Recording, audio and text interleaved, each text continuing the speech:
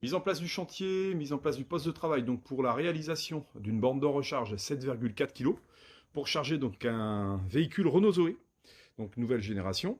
Voilà, on est donc sur une installation euh, assez simple, même très simple, hein, un tableau électrique, on a de la place dedans, répartiteur de puissance existant, modifié légèrement. Une ligne électrique à peu près là sur 2,50 m, 3 mètres maximum de câblage. Une pose de borne donc sur un espace libre. On est sur du placo, donc les fixations vont être simples. Au boulot.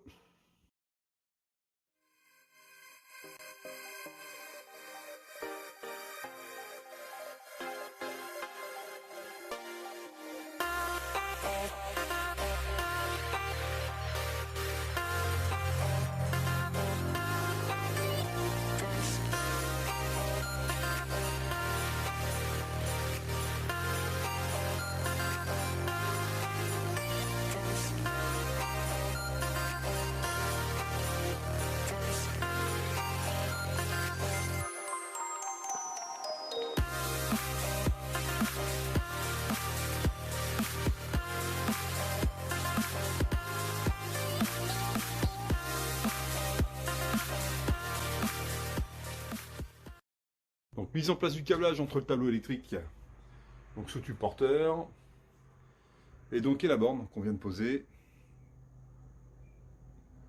Donc il nous reste un petit bout de tube à faire, et puis les raccordements.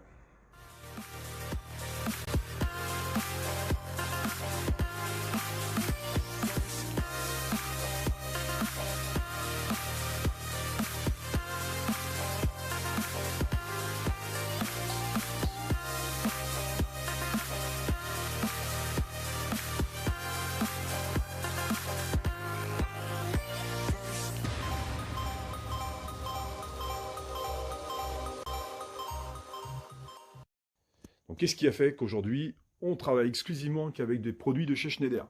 Ben, c'est tout simple. J'ai commencé il y a 8 ans avec ce matériel. Ben, il n'y avait pas grand-chose à l'époque sur le marché. Et puis c'est avéré que j'ai pas eu de retour. On est sur du matériel très solide, ce qui explique aujourd'hui que voilà, cette borne ne tombe pas en panne.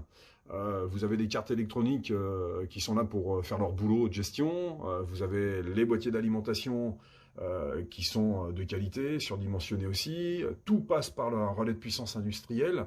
On a des sections de câblage pour pouvoir faire le relais sur la prise de type 2, hein, qui aujourd'hui sont aussi surdimensionnées.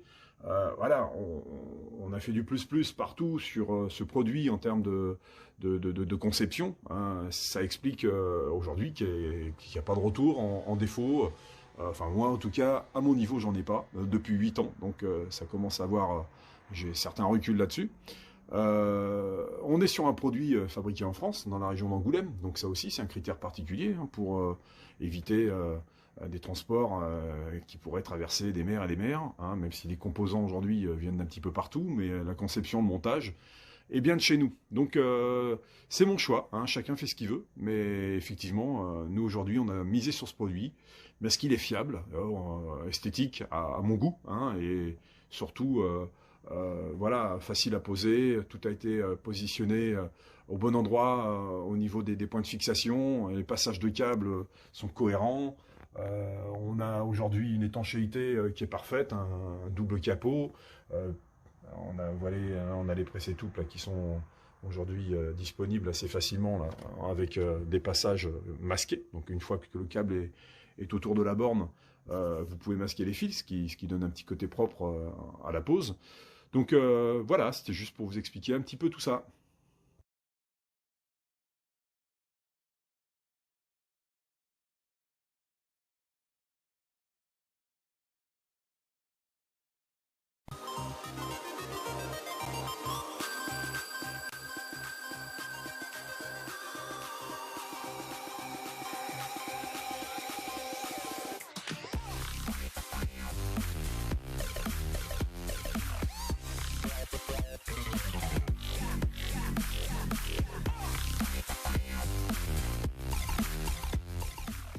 Bon, installation terminée.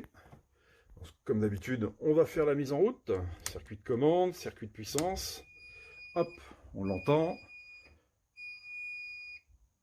Voilà, la borne a fait son check tranquillement. Le voyant est vert, continue, elle est en attente de charge. On a le petit appareil qui va nous permettre de tester aujourd'hui le démarrage de la voiture. Tac.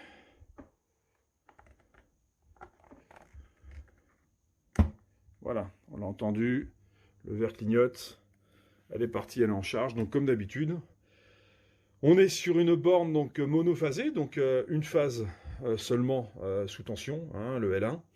On est sur une borne de 7,4 kg, donc 32 ampères. Donc le réglage sur le petit appareil de test était OK. Là, on va lancer un petit code défaut, histoire de voir comment elle réagit.